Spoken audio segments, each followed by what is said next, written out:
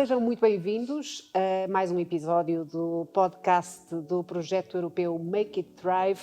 Fazer prosperar são as palavras de ordem desta iniciativa que mais não é do que um espaço de diálogo sobre a forma como podemos transformar as escolas em lugares que promovem não só o conhecimento, mas também o bem-estar emocional e a resiliência de toda a comunidade educativa. O Make It Thrive é um projeto cofinanciado pela União Europeia, coordenado pelo município de Gondomar e desenvolvido em parceria com a Direção do Ensino Primário do Heraklion, na Grécia, da Associazione TDM 2000, de Itália, e também de Portugal Virtual Campus. O objetivo é, claro, criar uma plataforma digital para apoiar os professores do segundo e terceiro ciclos na identificação precoce e ainda na resposta a questões de saúde mental nas escolas. Precisamente para nos ajudar a responder a estas questões, temos connosco uma convidada muito especial, a doutora Sofia Ramalho,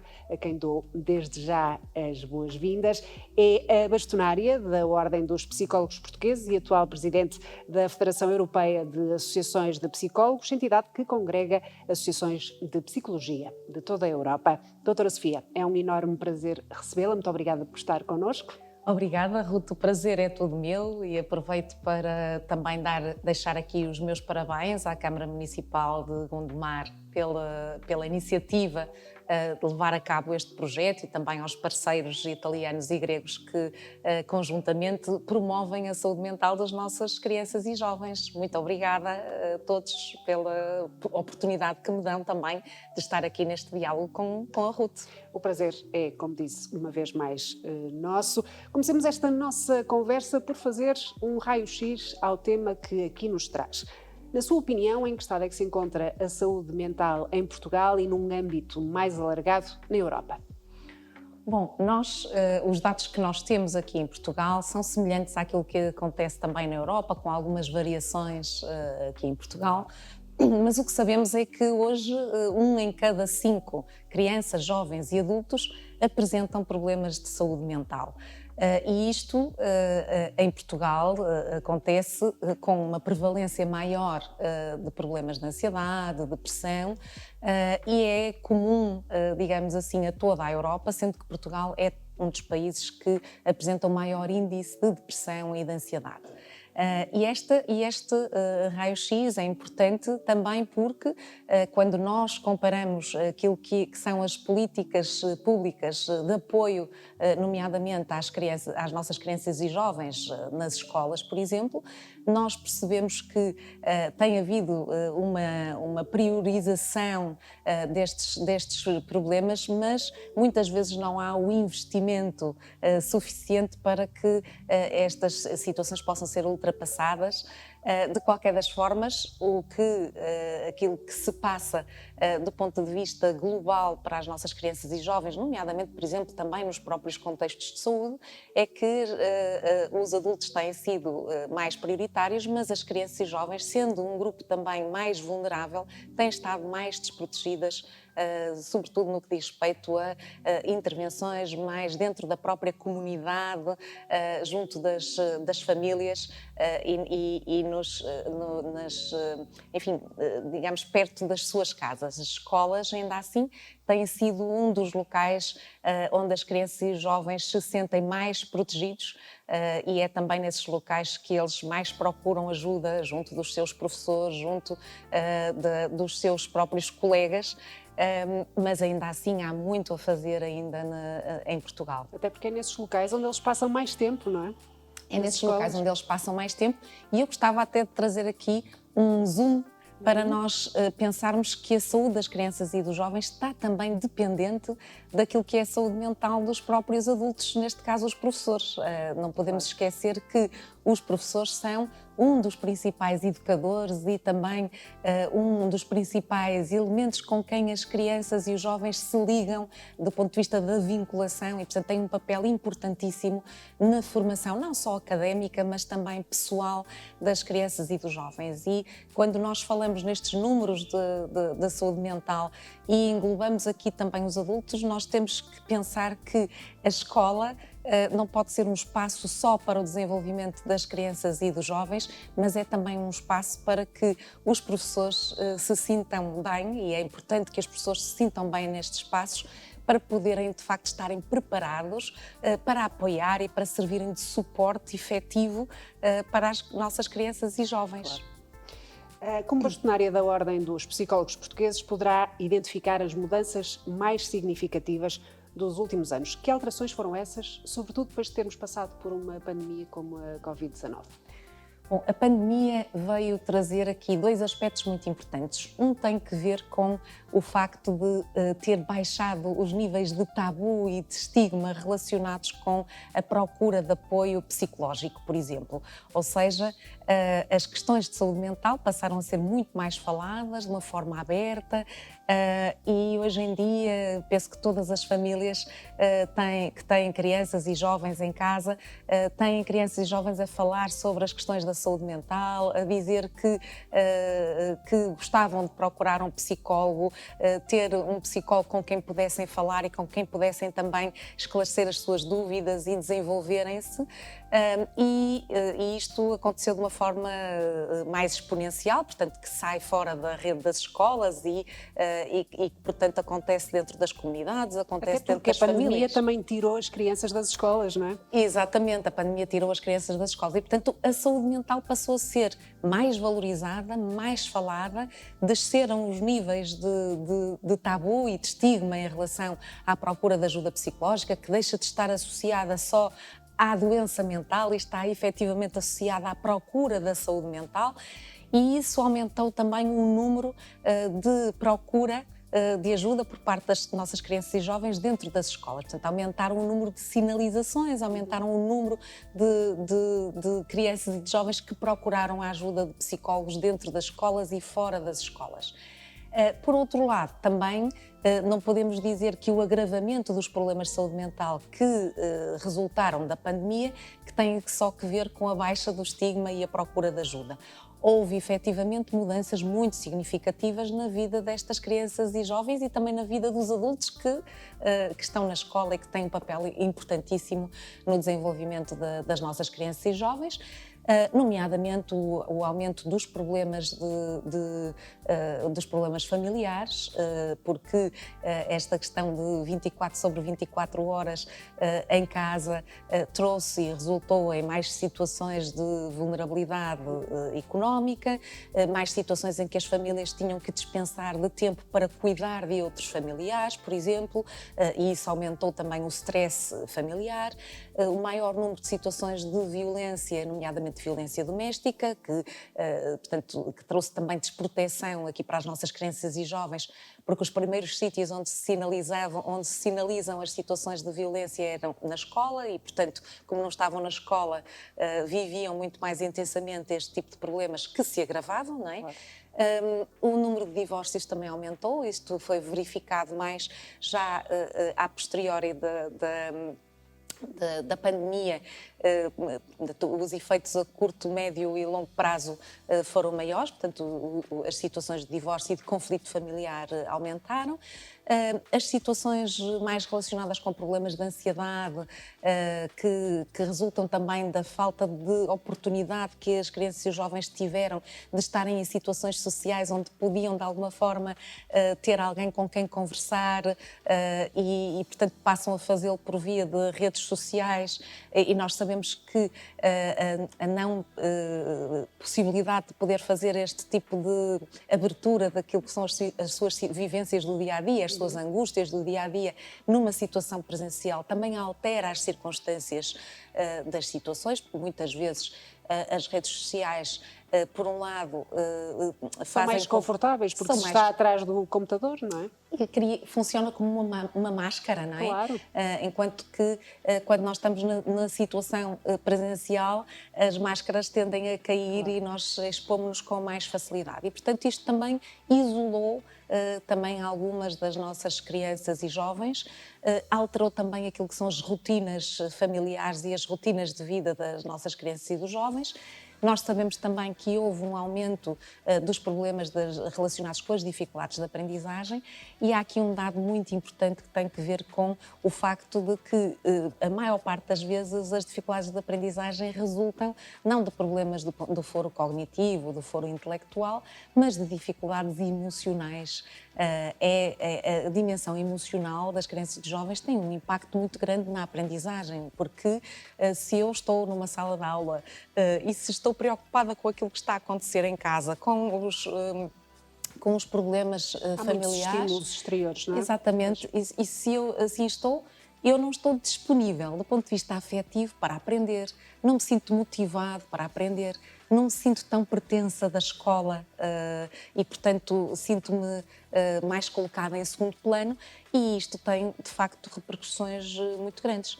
Entretanto, as situações de bullying e cyberbullying também aumentaram, as situações de violência na escola também aumentaram, portanto, violência física. E as alterações de comportamento das crianças e dos jovens também foram notórias. Portanto, há aqui um novo contexto, e já vão passando os anos e nós não vamos tendo uma recuperação, digamos assim, face àquilo que foi a situação da pandemia. Temos uma nova realidade com novos desafios, não só provocados pelas redes sociais e pela digitalização que também está a acontecer ao mesmo tempo, mas também provocados pelo desgaste que a pandemia trouxe. E este desgaste acontece nos professores, que entretanto também ainda não conseguiram recuperar destas situações, e acontece também nas próprias crianças e jovens, e portanto temos aqui um agravamento das situações. E face a esta nova realidade, quais são os sinais de alerta que devem levar os educadores e as famílias a procurar ajuda especializada? Um dos primeiros grandes sinais de alerta é aquilo que nós podemos encontrar dentro dos polos, uma apatia, por exemplo, das crianças e dos jovens dentro da sala de aula, ou até nos próprios intervalos na relação com os outros, seja na relação com os professores, seja na relação com os colegas. Esta apatia, que pode contrastar também com outras situações, porque as crianças e jovens têm todos também formas de reagir diferentes, e portanto outras situações que nós chamamos de comportamentos ativos, maior impulsividade, maior irritabilidade das nossas crianças e jovens, e portanto entre as situações de apatia e as situações de acting out, como dizem os psicólogos, e portanto o que acting out quer dizer são comportamentos mais agressivos que denotam raiva, revolta e irritabilidade. É isto que nós mais encontramos, estes polos que nos alertam para o mal-estar das crianças e dos jovens. Quando isto se prolonga no tempo, e, portanto, deixou de ser uma coisa que acontece só durante algumas semanas e passa a acontecer durante quase todo o ano letivo ou durante grande parte do ano letivo, nós temos um sinal de alerta muito grande. E que é importante nós não descurarmos. É importante, de facto, que projetos como o Make It Thrive possam prover aos professores saberem identificar estes sinais de alerta e saberem como agir perante estes sinais de alerta. Claro que a ação há um papel que os professores podem ter dentro da sala de aula para cuidar também daquilo que é a saúde mental das crianças e dos jovens. Mas precisam que as famílias acompanhem. Mas precisam que as famílias acompanhem, às vezes é preciso algum apoio especializado e é importante, de facto, que essa articulação com a família possa muitas vezes ter que ser mediada por técnicos especializados, nomeadamente os psicólogos, para se conseguir perceber, ter uma avaliação mais compreensiva, mais alargada do que é que se passa com o aluno, porque muitas vezes não são situações que tenham que ver especificamente só com a escola, muitas vezes elas têm que ver com situações familiares e que estão depois também a interferir com aquilo que é o seu dia-a-dia na escola. Situações que já vêm de casa e situações também que variam consoante a idade. Imagino que falámos aqui da apatia e de questões de irritabilidade, mas imagino que um aluno do primeiro, do segundo ou do terceiro ciclos terá comportamentos diferentes de um aluno do secundário. Sim, bastante diferentes, porque também o impacto nas crianças e nos jovens face ao impacto nos adolescentes em si é um pouco diferente. Os adolescentes valorizam muito mais as suas relações sociais e, portanto, os impactos que ocorrem na fase da adolescência têm que ver com a relação com os seus amigos, têm que ver com a relação com relações amorosas e, portanto, a afetação aqui das relações amorosas. E no caso das crianças e dos jovens, as famílias têm um papel mais importante e, portanto, as crianças mais pequenas as situações familiares afetam bastante as crianças mais pequenas, estão mais também dependentes dos adultos e, portanto, a variabilidade daquilo que é a sintomatologia das crianças está mais dependente daquilo que é a própria sintomatologia dos adultos. Portanto, muitas vezes, quando nós verificamos situações de alguma irritabilidade nas crianças mais pequenas ou situações de tristeza, muitas vezes quando nós vamos observar, os adultos que estão à sua volta estão também nesse estado de maior apatia ou de maior tristeza. São espelhos quase, são espelhos, então são modelos, não é? As crianças mimetizam, as crianças mais pequenas mimetizam muito aquilo que são os comportamentos dos adultos e aquilo que eles observam nos comportamentos dos adultos. No caso dos jovens adolescentes, aquilo que nós verificamos é que os adultos aparentemente não têm tanta importância na sua vida, mas têm e continuam a ser também modelos para os jovens, mas surgem nas relações com as famílias muitos mais problemas de comunicação, porque a visão de um jovem adolescente é diferente da visão do seu pai, da sua mãe enquanto educadores. E se calhar fecha-se mais. E, portanto, o jovem fecha-se mais.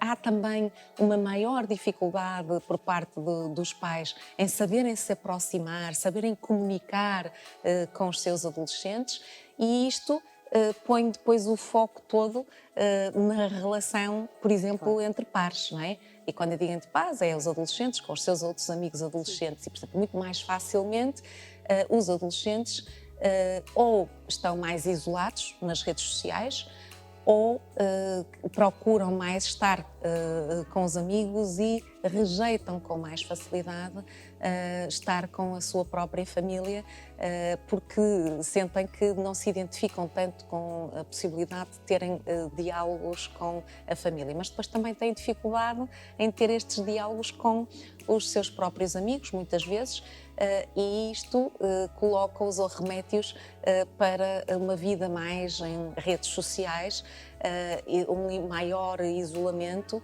e portanto, os problemas de ansiedade, depressão, problemas mais relacionados com a autoestima, questões mais relacionadas, por exemplo, até com a própria violência dentro das situações de namoro, tornam-se mais evidentes na adolescência. São muitos os desafios nas escolas, agora que elas já não eram espaços só de ensinar matéria, não é? Mas agora são muito mais os desafios.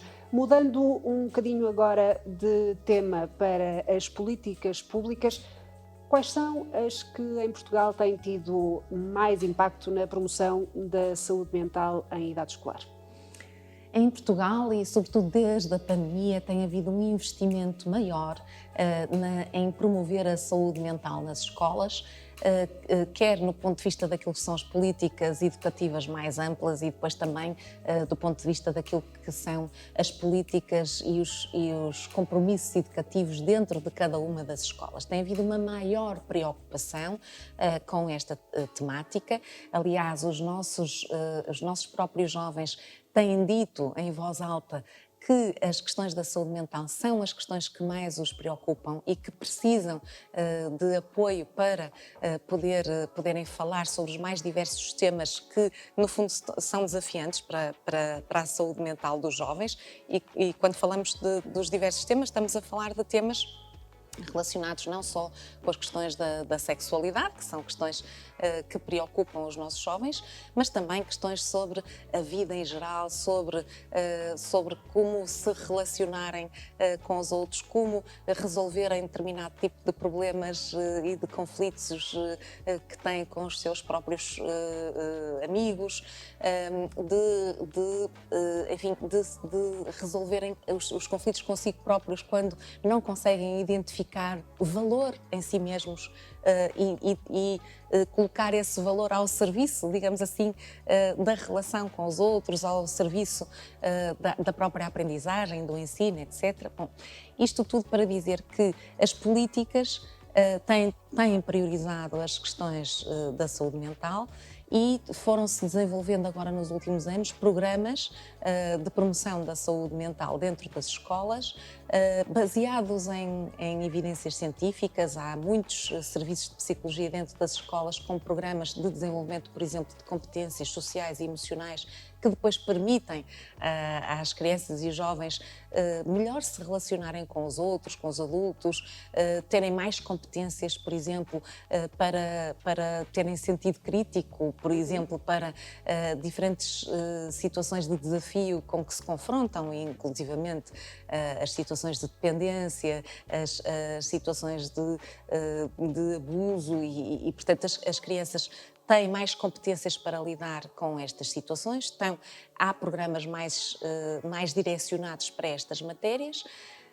Ainda não são suficientes e é importante que estes programas, do ponto de vista das políticas públicas, não estejam centrados só em determinados anos de escolaridade, que possam começar desde muito cedo, inclusive desde o pré-escolar até, neste caso, até ao ensino superior. Neste momento o pré-escolar não está abrangido, então?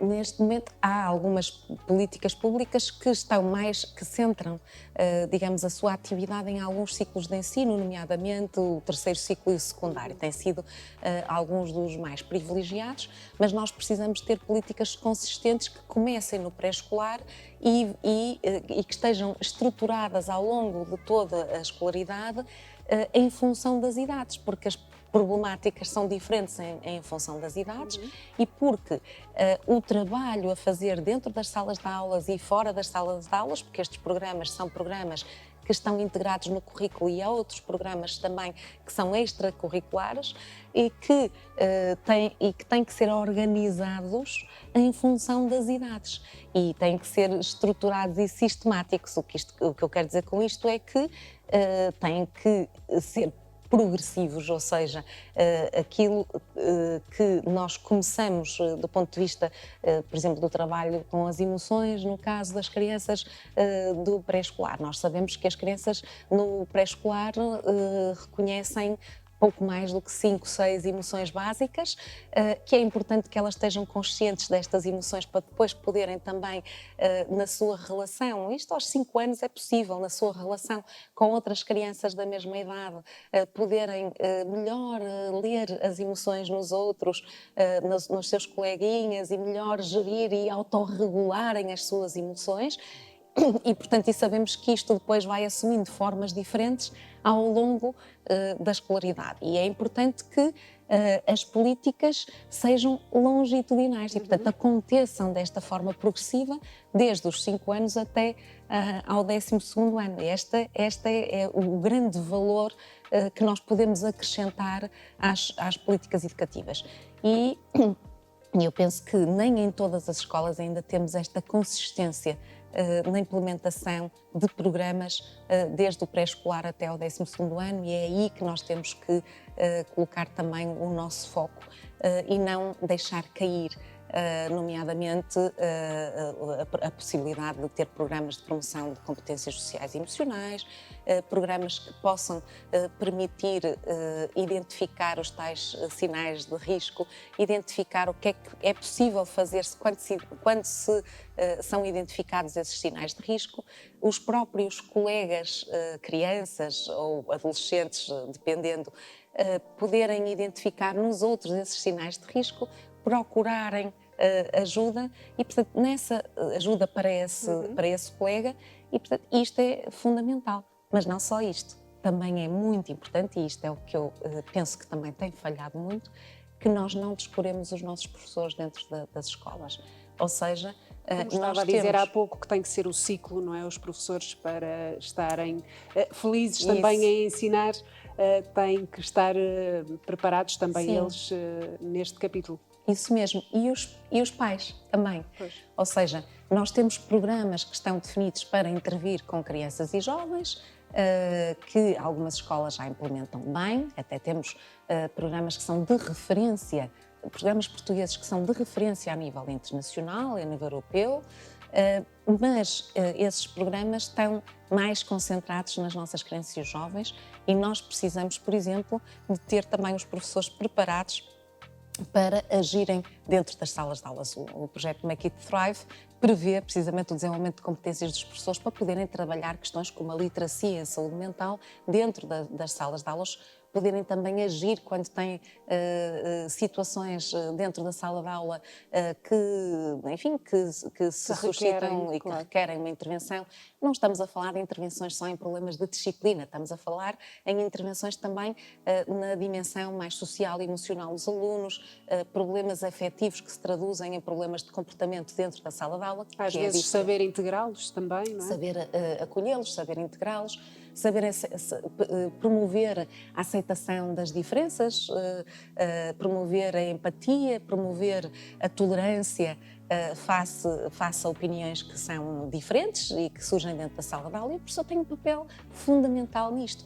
Mas para isto também precisam de formação, precisam de desenvolverem também, terem a oportunidade de se conhecerem melhor e de desenvolverem as suas próprias competências sociais e emocionais, para poderem melhor trabalhar estes temas dentro da sala de aula, e mais do que trabalhar os temas do ponto de vista de conteúdo, é trabalhar os comportamentos e as diferentes emoções que se vão revelando dentro da sala de aula a cada minuto, cada vez que discutem um tema, seja ele um tema de caráter mais académico ou seja um tema de caráter mais experiencial sobre as questões do dia-a-dia das crianças. E depois precisam das famílias também a ajudá-los a remar, não é? Não podem ter famílias a remar contra a maré. Sim, precisam das famílias. Eu lembro-me aqui há mais ou menos 2 anos de ter estado com um conjunto muito significativo de jovens a definir a Agenda 2030 para a juventude. E depois estabeleciam-se algumas prioridades que eles viam como aquelas que eles queriam ver trabalhadas. E uma das coisas que os jovens pediam nessa altura era terem a oportunidade de que os pais se fossem trazidos para as escolas, não para os pais estarem sozinhos a receber formação, por exemplo, mas para poderem ter sessões conjuntas entre jovens e os próprios pais para discutirem os diversos temas que estão associados à adolescência, àquilo que os jovens experienciam. E, portanto, os jovens queriam, na verdade, ver na escola um contexto seguro onde, como profissionais especializados, podem discutir temas com os seus próprios pais dentro das escolas, sendo esse trabalho mediado por profissionais. E isto é muitíssimo interessante, porque isto mostra que os jovens têm vontade de comunicar com os seus pais, mas como eles próprios também têm dificuldade em fazê-lo dentro de casa, e muitas vezes não é porque os pais não saibam comunicar com os seus filhos, muitas vezes são os seus filhos, os próprios filhos, que têm dificuldades em comunicar com os pais, porque não sabem como... Às vezes são línguas diferentes. Exatamente, não é? porque não sabem como abordar os temas que mais os preocupam, não querem preocupar os pais, têm dificuldade em exprimir as suas emoções, e muitas vezes preferiam que isto acontecesse dentro do espaço da escola. Para encontrarem ali um meio caminho, não é? Um meio caminho, claro. E uma oportunidade de o fazerem também não se sentindo sozinhos. Porque se isto for feito em grupos de jovens com grupos de pais, também fazem com que seja mais fácil uns falarem porque ouvem os outros a falar, não se sentem sozinhos nos seus próprios problemas, que este é um dos problemas maiores que nós observamos na adolescência, que é os adolescentes sentirem que são que só eles é que estão a experienciar aquilo, têm uma vivência muito íntima dos seus problemas e têm dificuldade em partilhar esta intimidade. E isto acontecer num espaço seguro, onde estão outros adolescentes que estão a vivenciar as mesmas realidades e outros pais também a vivenciar as mesmas realidades e as mesmas dificuldades. Isto, por exemplo, seria um passo muito significativo e que ia muito ao encontro daquilo que os jovens dizem querer neste momento. Portanto, os jovens, na verdade, eles não se querem isolar, eles não sabem aproximar-se muitas vezes e os pais têm muitas vezes dificuldades em aproximarem-se dos filhos, mas eles desejam esta relação, desejam esta proximidade, seja com os seus professores, seja com os pais. E como disse, eles veem na escola um espaço seguro.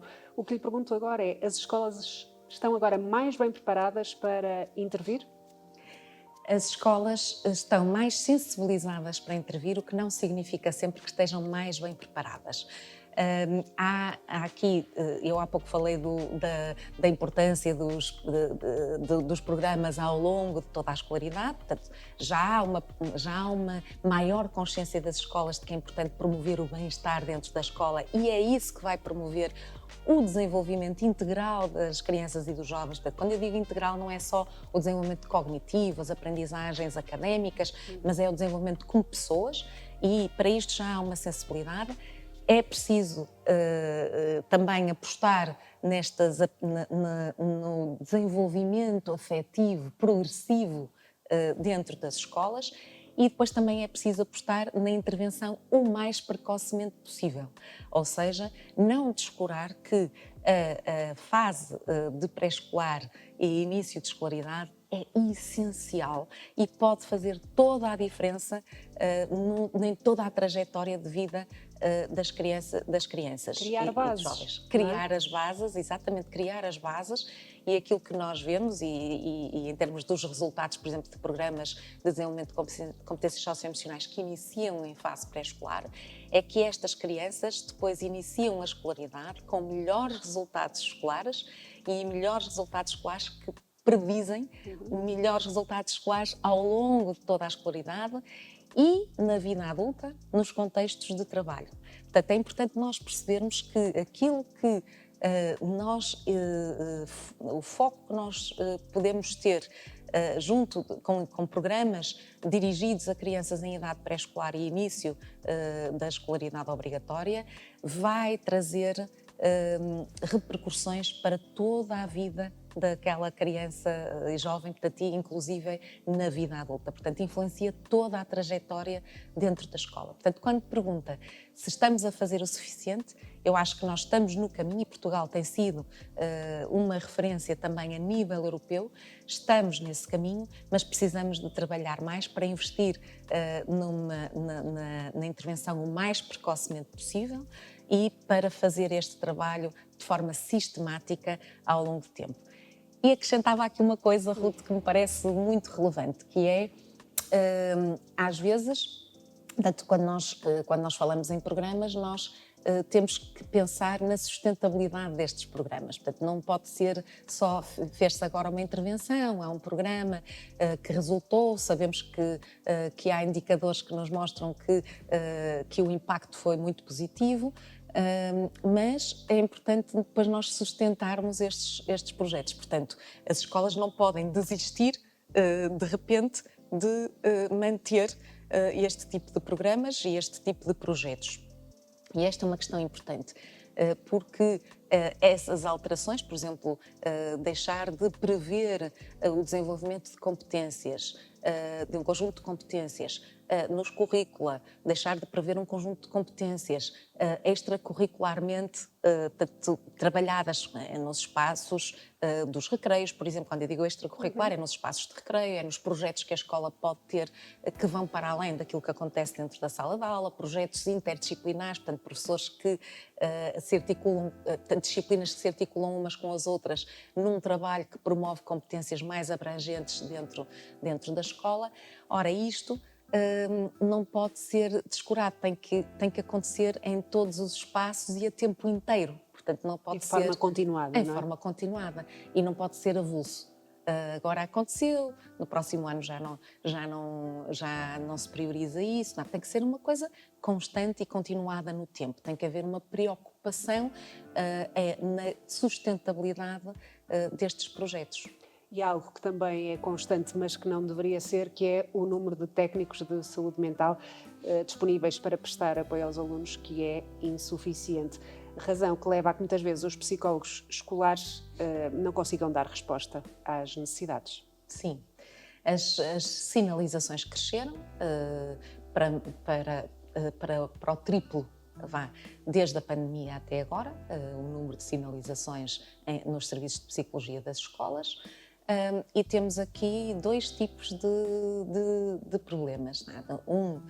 Que tem que ver com o número de psicólogos dentro das escolas.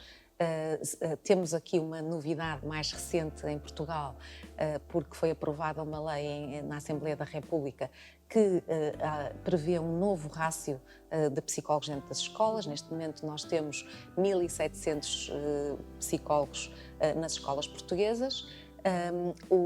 E isto dá um rácio de 1 para cerca de 800 alunos, mais ou menos. E agora temos insuficiente, imagino. Que é suficiente. Temos aqui uma nova proposta que foi aprovada de 1 para 500, um psicólogo para cada 500 alunos.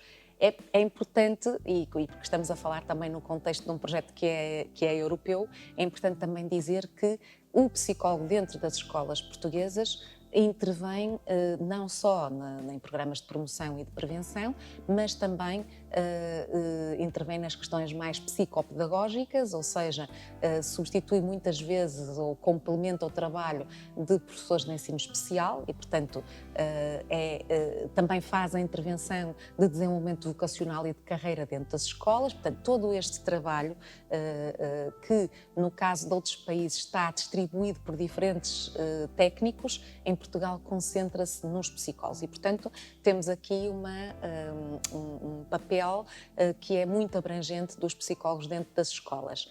E o número mais reduzido faz com que as intervenções não sejam suficientes para responder àquilo que são as necessidades que têm vindo a aumentar dentro das escolas. Esta é uma questão.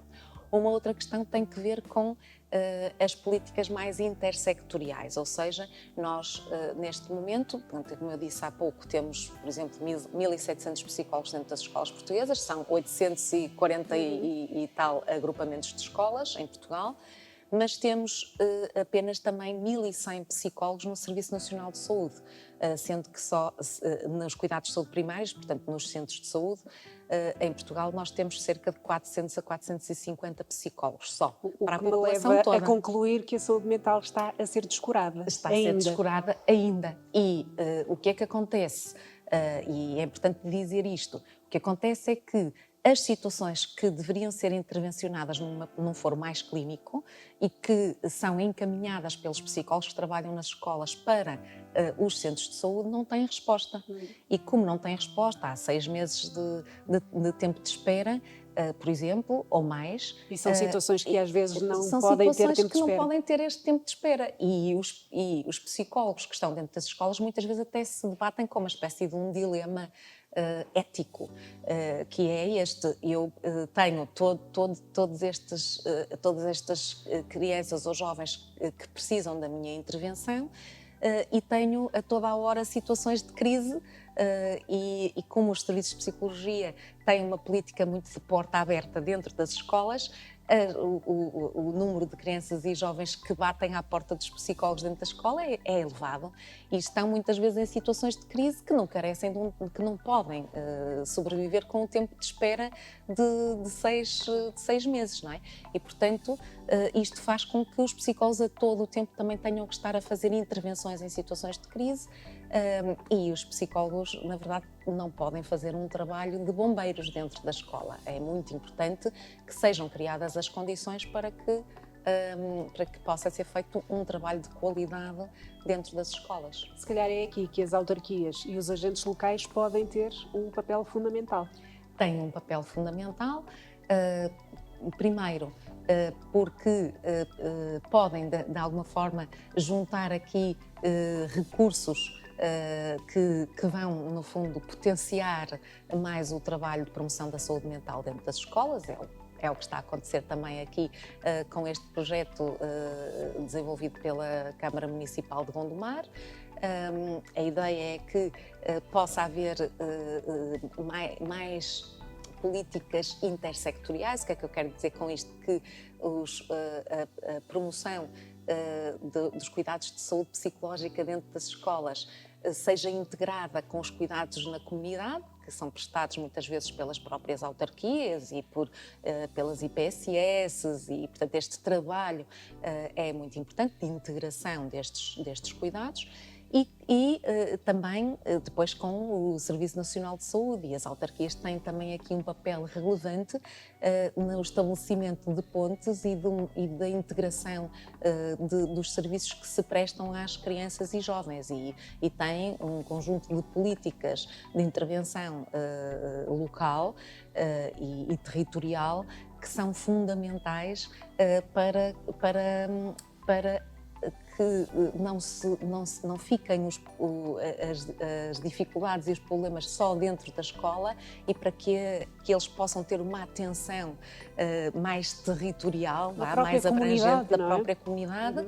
E, no fundo, para, por exemplo, mapear os serviços que possam ser prestados, mapear estes serviços, ter protocolos de atuação mais intersectorial, e é aqui que as autarquias também têm um papel importante.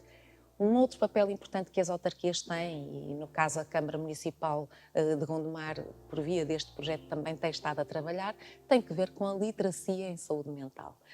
E quando nós falamos em literacia é poder-se falar sobre as mais diversas matérias que preocupam os jovens. Por exemplo, as questões relacionadas com a ansiedade face ao estudo e ao desempenho na escola, problemas relacionados com os conflitos nas relações com os colegas, como resolver problemas, como intervir em situações de bullying ou de cyberbullying, o que é o bullying ou cyberbullying. Situações que, no fundo, fazem parte do dia-a-dia dos estabelecimentos de ensino, não é? Exatamente, do dia-a-dia, e é importante que as próprias autarquias possam promover a literacia. E quando dizemos em promover a literacia, é libertar conhecimento de base científica que possa informar a população e os territórios sobre as questões de saúde mental. Já é uma grande ajuda, não é? Exatamente. Identificar, tomar consciência do que é que podem ser sinais, por exemplo, de depressão, o que é que podem ser sinais de ansiedade, o que é que podem ser sinais de comportamentos disruptivos ou disfuncionais, o que é que podem ser sinais de problemas de aprendizagem, de problemas de desenvolvimento, portanto, sensibilizar para isto. Também, por exemplo, poder dar algumas dicas à população sobre como reagir e como agir perante este tipo de situações, e, no fundo, comunicar também de forma diferenciada em função de se estamos a falar para os pais, estamos a falar para as crianças, estamos a falar para os adolescentes, se estamos a falar para os professores, se estamos a falar para os diretores das escolas, se estamos a falar para as empresas, por exemplo. E, portanto, aqui as autarquias têm um papel muito importante em passar informação e informação fidedigna, não é? E para os vários cenários, não é? E para os vários cenários. A Ordem dos Psicólogos e as autarquias, e nomeadamente também no âmbito de protocolos de literacia em saúde mental que tem com as próprias autarquias, também têm disponibilizado um conjunto muito significativo de literacia em saúde mental para podermos ajudar a população a ter mais conhecimentos e a saber agir perante as diferentes situações. A doutora Sofia Ramalho, além de ser bastonária da Ordem dos Psicólogos, é também, como já antes tinha dito, Presidente da Federação Europeia das Associações de Psicólogos, cargo que lhe permitirá, naturalmente, destacar as iniciativas europeias que estão a ser levadas a cabo no combate aos problemas de saúde mental nas escolas. Sim. Eu, antes de mais, gostava de dizer, e porque tenho a felicidade de poder comparar aquilo que tem vindo a ser feito nos diferentes países da Europa e a Federação Europeia de Associações de Psicologia abrange 37 países da Europa. Portugal, do ponto de vista daquilo que é a intervenção em contexto educativo no âmbito da saúde mental, tem sido uma referência nos últimos anos para a maior parte dos países da Europa. Portanto, é uma referência e deve continuar a ser uma referência para outros países da Europa. E há que dizê-lo porque em Portugal faz-se trabalho muito bem feito dentro das nossas escolas. Este é um primeiro ponto. Depois, o outro ponto, do ponto de vista daquilo que são as políticas, nós sabemos que as políticas da OCDE para as questões da saúde mental têm priorizado, digamos, a saúde mental dentro dos diversos contextos, muito particularmente também dentro das escolas, assim como a própria Organização Mundial de Saúde, aos mais diversos níveis. A saúde mental tem sido uma das preocupações ao nível global e portanto, uma prioridade também nas políticas europeias. E aquilo que a Federação Europeia tem feito, tem apoiado na construção de algumas toolkits, portanto, instrumentos que permitem o aumento da literacia no âmbito da saúde mental dentro das escolas, portanto, especificamente dedicadas às crianças, jovens, professores e educadores na sua generalidade, que inclui aqui também os pais. Portanto, tem desenvolvido alguns instrumentos, tem desenvolvido também instrumentos para serem implementados e programas de base científica para serem implementados dentro das escolas e que têm também tido bons resultados ao nível europeu. Também a Federação Europeia tem estado a trabalhar neste caso com o Parlamento Europeu também, com grupos de trabalho que envolvem diferentes países e, no fundo, para desenvolver os policy papers, portanto, documentos que trazem recomendações muito específicas para os decisores políticos nesta matéria e, portanto, tem havido já trabalho grande também neste sentido, nomeadamente no que diz respeito às políticas de inclusão e instrumentos que vão promover, no fundo, a aceitação da diversidade e uma maior inclusão das nossas crianças e jovens dentro das escolas. E, portanto, tem havido também uma preocupação ao nível europeu de deixar de olhar para a saúde mental como a doença mental em contexto clínico e passar a olhar a saúde mental associada àquilo que é o bem-estar de e todos. É um contexto, não é? Ou aos vários contextos. E ao contexto. Eu tinha a dizer só uma coisa, força. Que é muito importante que nós possamos compreender que quando nós falamos em saúde mental, não estamos a falar só na ausência de doença, ou seja, de eu estar bem, de eu não ter sintomatologia, de eu me sentir bem. Não é só o eu sentir-me bem, é eu sentir-me bem e realizada. É eu, como criança, jovem ou como adulto, sentir que me realizo no meu máximo potencial. Está numa plenitude, não é? Exatamente. Claro que nós não estamos a tempo inteiro numa plenitude, nem é desejável que estejamos, até para podermos lidar com os desafios, também temos que crescer e aumentar a nossa resiliência, e isso significa também lidar com a adversidade. E nós temos que lidar com a adversidade. Crianças, jovens, adultos têm que lidar com a adversidade. Mas isto é uma aprendizagem que se pode fazer também. E é muito importante que, mais do que só lidar com a aprendizagem, é que nós possamos ter propósitos de vida, que possamos ter projetos de vida e que podemos mudar a nossa trajetória na concretização desses projetos, mas que o possamos fazer de uma forma consciente, de uma forma informada e de uma forma que nos permita ir obtendo realizações ao longo da vida. E isto é muito mais do que evitar ou prevenir doença mental. É ter uma consciencialização, no fundo, sim. Não é? Voltando ao ranking dos 37 países que falava e que nos adiantou aqui que Portugal é uma referência, está a par de que outros países europeus? Outros países na Europa, nós temos aqui no âmbito da educação alguns países nórdicos, nomeadamente a Finlândia, a Dinamarca, que também têm políticas de maior atenção para questões de saúde mental, que também têm servido de referência e que inclusivamente têm apresentado aqui alguns resultados que associam as questões de determinado tipo de competências sociais e emocionais, por exemplo, a capacidade de autorregulação, o pensamento crítico sobre determinadas matérias, a capacidade de lidar com emoções negativas, e tem associado este tipo de indicadores com resultados muito específicos ligados com a matemática, por exemplo, a língua portuguesa, Sim, neste sim, caso, claro. no nosso caso é a O língua idioma portuguesa, local, pois. o idioma local, e tem-se verificado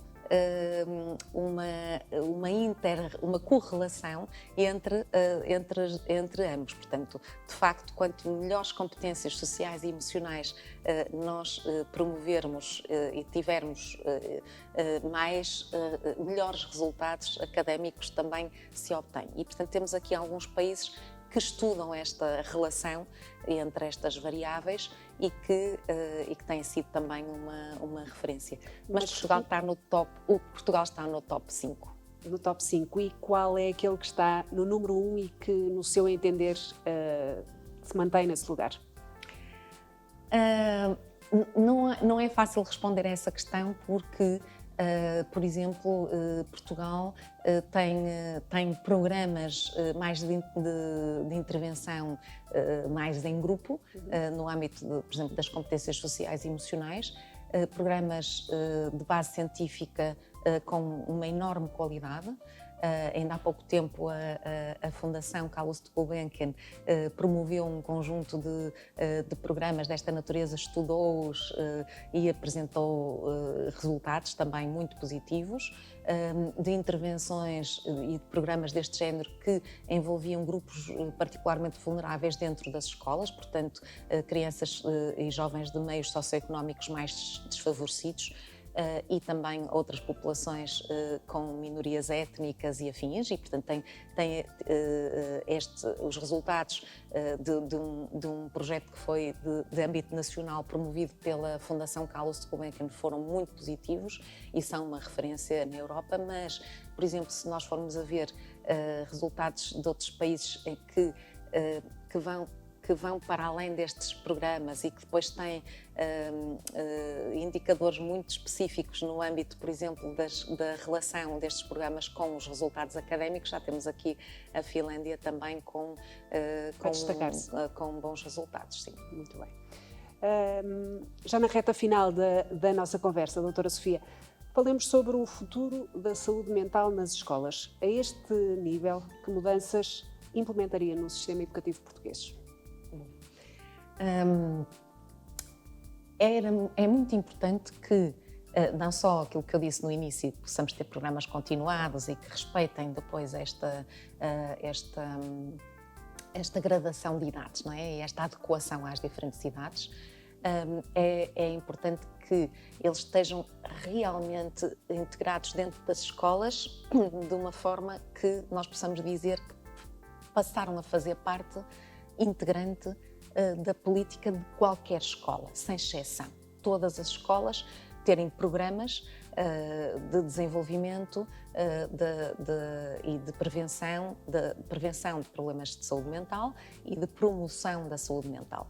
Programas com espaço próprio dentro do currículo, e isto é uma condição muito importante, portanto, que no âmbito, por exemplo, do currículo de educação para a cidadania, possamos ter este trabalho feito dentro do currículo e que também possam ser feitos de forma intencionalizada fora do currículo, interdisciplinarmente, com professores bem preparados para isso. Quando nós falamos de professores bem preparados, nós não nascemos ensinados para tudo. É muito importante que os professores sejam também apoiados e suportados pelos psicólogos dentro das escolas, pelos outros terapeutas que nós encontramos hoje em dia também dentro das escolas, terapeutas ocupacionais, enfermeiros. Um trabalho quase multidisciplinar, não é? Exatamente, num trabalho multidisciplinar que seja integrado entre todos, não é? E, portanto, esses programas não devem ser só feitos por um profissional, nem só feitos pelo professor. Têm que ser programas que são construídos em conjunto e que são implementados, que são avaliados, também é muito importante do ponto de vista do futuro, que sejam avaliados para podermos perceber o que é que resulta melhor numas escolas e o que é que resulta melhor noutras, porque nós temos contextos também muito diferentes. Nós sabemos, por exemplo, que os problemas socioeconómicos em Portugal estão mais prevalentes no interior, não é? Nas escolas e em algumas zonas territoriais e, portanto, a intervenção aí tem que ter uma natureza diferente. Também sabemos que há contextos territoriais onde as situações de violência dentro da escola são superiores e, portanto, nós também temos que ter programas mais dirigidos a essas especificidades que acontecem dentro das escolas. Mas, acima de tudo, penso que um dos passos mais significativos que deve ser dado agora a curto, médio, longo prazo, será contemplarmos a saúde dos adultos também dentro das escolas e, portanto, contemplarmos a saúde dos próprios professores, a saúde das famílias, a saúde dos assistentes operacionais que nós temos dentro das escolas. Nós não podemos esquecer deste grupo que é de uma grande vulnerabilidade, porque são os assistentes operacionais que estão nos recreios, nos intervalos, todos os dias dentro das escolas. E que têm de intervir muitas vezes. Que se deparam com as situações de conflito, que se deparam com as situações de até problemas de comportamento ou de expressão emocional, digamos assim, e, portanto, são quase os primeiros também a terem que intervir. E nós não podemos esquecer que os programas têm que ser muito mais abrangentes, tem que ver a escola como um todo e tem que ser programas que se articulem de forma muitíssimo aberta, não só ocasional, com as próprias autarquias e as autarquias aqui têm este poder de ativar tudo aquilo que são recursos da comunidade e, portanto, pôr isto tudo a funcionar de uma forma integrada. E recursos como estas ferramentas digitais, como estes projetos, como esta plataforma Make It Thrive, que serão, seguramente, e já o disse, um contributo para essa mudança. Exatamente. A plataforma Make It Thrive é um contributo muito importante para a dimensão da literacia em saúde mental, mas para além disso, no âmbito deste projeto, foi-se mais além da literacia, fez-se um trabalho mais dirigido na preparação e formação de professores e depois no acompanhamento e monitorização da implementação de programas que foram realizados por professores dentro da sala de aula. E, portanto, isto é relevante que continue a acontecer. Portanto, projetos como este Make It Thrive não só têm que se manter no tempo, como podem ser reforçados com mais literacia, com mais programas dirigidos especificamente às especificidades dos contextos e das escolas e com uma linguagem que também seja dirigida diretamente às crianças, aos jovens e até aos decisores dentro das escolas que também precisam de apoio para tomarem determinadas decisões. Eu posso dar aqui um exemplo que às vezes são pequenas coisas, mas que fazem toda a diferença. Nós sabemos que para aumentar os tempos de atenção das crianças dentro da sala de aula, precisamos de ter intervalos com um tempo suficiente para que eles possam repor as suas energias e mentais, digamos assim, para depois, quando regressam dentro da sala de aula, estarem com níveis de atenção mais positivos. Ora, isto, mudar os tempos de intervalo, ampliar os tempos de intervalo dentro da escola, é uma decisão para as quais existe informação de base científica e onde os psicólogos têm aqui um papel fundamental também para informar os decisores dentro das escolas, e pequenas mudanças no ambiente da escola fazem toda a diferença. terem programas, por exemplo, mais organizados para a intervenção em contexto de recreio, para que as crianças se envolvam umas com as outras e possam aproveitar os recreios de uma outra forma. Isto também são coisas que podem ser feitas. Até a própria alteração dos espaços físicos da escola, por exemplo, pode diminuir muito situações de conflito. Nós sabemos que em tempos de chuva, as escolas que não têm um polivalente para ter as crianças, os jovens têm-nos dentro dos corredores, isto vai aumentar muito mais as situações de violência e, portanto, pensarem que cada uma destas decisões sobre que alterações podem ser feitas dentro da escola para criar mais saúde mental, mais bem-estar, mais qualidade no ensino-aprendizagem, é algo que deve ser intencionalizado e que tem que progredir para os próximos tempos dentro das nossas escolas. Para tornar a própria escola um espaço mais amigo do aluno, do professor, exatamente, das famílias, não é? Sim, e um espaço mais seguro e um espaço de promoção do desenvolvimento, que é isto que nós queremos, não é? Promover o desenvolvimento. Falamos das plataformas digitais. Voltemos agora para as associações profissionais. Que contributo é que elas podem dar também neste capítulo? Tem havido um contributo, por exemplo, da Ordem dos Psicólogos para determinadas matérias que estão a ser refletidas ao nível mais da estrutura do governo, nomeadamente no que diz respeito à proibição ou não proibição de telemóveis dentro das escolas, no que diz respeito, por exemplo, às questões relacionadas com a dependência dos jogos online, às questões relacionadas com a dependência nas redes sociais, às questões da cibersegurança dentro das escolas e, portanto, para tudo isto, as associações públicas profissionais têm dado um contributo muito importante com informação que ajuda, que apoia tomadas de decisão dos nossos governantes, mas também que apoia tomadas de decisão junto dos líderes dentro das escolas. E tem providenciado alguns materiais importantes, inclusivamente, para serem trabalhados junto com as famílias e diretamente com as crianças e os jovens para prevenir as situações de dependência ou de isolamento provocadas pelo mundo digital. Uma vez mais a literacia em saúde mental, não é? A literacia e a prevenção. Uhum. A terminar este nosso diálogo tão construtivo, penso que não há melhor forma de fazê-lo do que pedir à doutora Sofia uma mensagem para os professores, para os psicólogos e para os decisores políticos.